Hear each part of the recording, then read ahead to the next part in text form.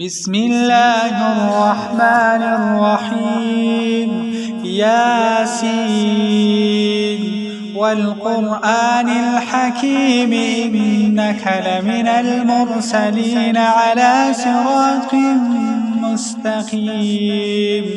تنزيل العزيز الرحيم لتنذر قوما ما أنذر آباؤهم فهم غافلون.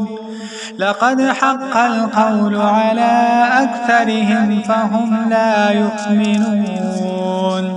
إنا جعلنا في أعناقهم أغلالا فهي إلى الأذقان فهم مقمحون.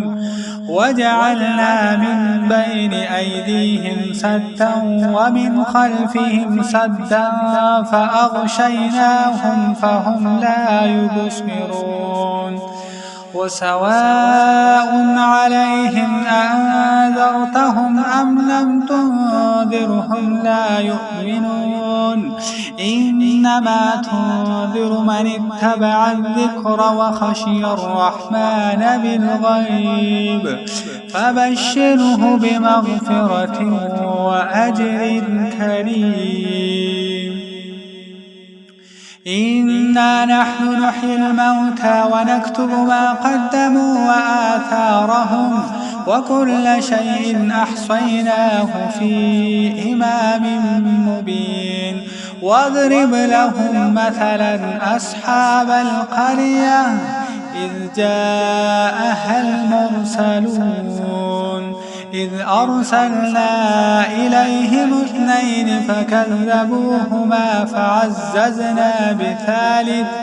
فعززنا بثالث فقالوا إنا إليكم مرسلون.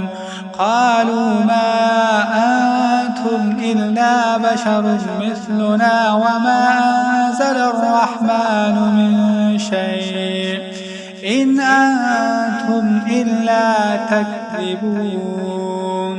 قالوا ربنا يعلم إنا إليكم لمرسلون وما علينا إلا البلاغ المبين. قالوا إنا تطيرنا بكم لئن لم تنتهوا لنرجمنكم وليمسنكم منا عذاب أليم.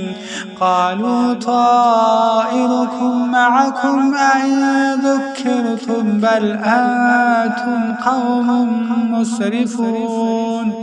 وجاء من أقصى المدينة رجل يسعى قال يا قوم اتبعوا المرسلين اتبعوا من لا يسألكم أجرا وهم مهتدون. وما لي لا أعبد الذي فطرني وإليه ترجعون. أتخذ من دونه آلهة إن يردني الرحمن